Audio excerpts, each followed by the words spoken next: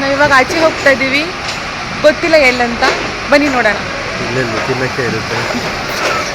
ಏನೋ ಬೇಕು ನಿನಗೆ, ಏನೋ ಬೇಕು. ನಾವೆಲ್ಲಿ ಹೋಗ್ತಾ ಇದೀವಿ ಬಟ್ ಇವಾಗ? ಮಲ್ಲೇಶ್ವರಂ.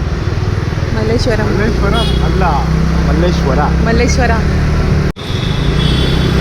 ಯೋ ನಮ್ಮ ಅಡ್ಡ ಸವಿ ಸಾಗರ್. ಟ್ರಾಫಿಕಲ್ಲಿ ಸಿಗಾಕೊಂಡ್ಬಿಟ್ಟಿದ್ದೀವಿ. CTR ನೋಡಿ ಎಷ್ಟೊಂದು ರಶ್ ಇದೆ. ಇವ್ನದು ಎಲ್ಲಿ ಕರ್ಕೊಂಡು ಬಂದಿ ನಾನು, ಇಲ್ಲಿ ಯಾವ ಸ್ಟ್ರೀಟ್ ಫುಡ್ಡು ಇಲ್ಲ. ಫುಡ್ ಇದೆಯಲ್ಲ ಇಲ್ಲ, ಅದಲ್ಲೂ ಇರುತ್ತೆ, ನಮ್ಮನೆ ಹತ್ರನೂ ಇತ್ತು. ಸ್ಟ್ರೀಟಲ್ಲಿ ಕರೆಂಟ್ ಇಲ್ಲ ಅಷ್ಟೇ, ಫುಡ್ ಇದೆ. ಸ್ವಟ್ ಇವಾಗ ಬಂದಿದ್ದೀವಿ ಶೇಷಾದ್ರಿಪುರಂ ಫುಡ್ ಸ್ಟ್ರೀಟ್ಗೆ. ಸ್ವಟ್ ಏನು ತಿಂತೀಯಾ?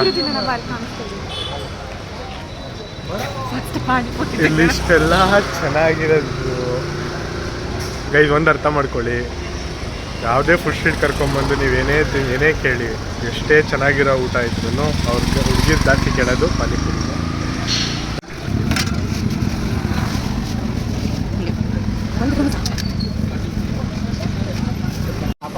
ಸರ್ ಬೈಟ್ ತೊಗೊಳ್ಳೋದು. ಎಸ್, ತುಂಬ ಬಿಸಿ ಇದೆ.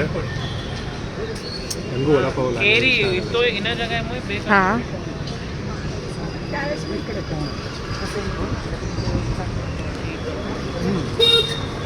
ಚೆನ್ನಾಗಿದೆಯಾ?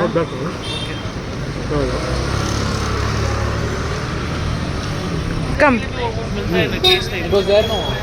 ಚೆನ್ನಾಗಿದೆ, ವಡ ಕ್ರಿಸ್ಪಿ ಆಗಿದೆ, ಚೆನ್ನಾಗಿದೆ, ಪರ್ಫೆಕ್ಟಾಗಿ ಕುಕ್ ಆಗಿದೆ ಒಳಗಡೆ ಪಲ್ಯ.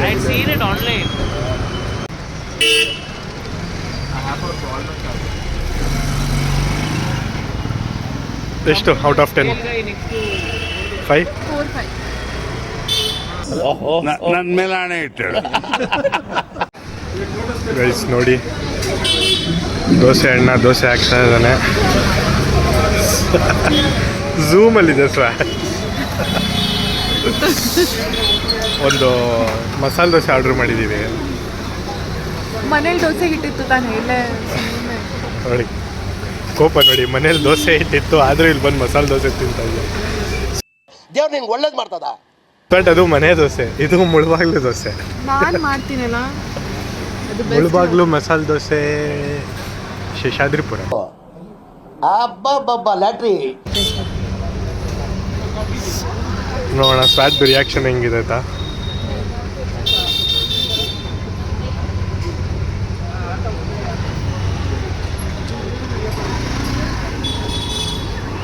ಚೆನ್ನಾಗಿದೆಯಾ? ನಿಜವಾಗ್ಲೂ ಚೆನ್ನಾಗಿದೆ. ಸಾತಿ ಹಂಗೆಲ್ಲ ಈಸಿಯಾಗಿ ಚೆನ್ನಾಗಿದೆ ಅಂತ ಹೇಳಲ್ಲ. ಹೇಳ್ತೀನಿ.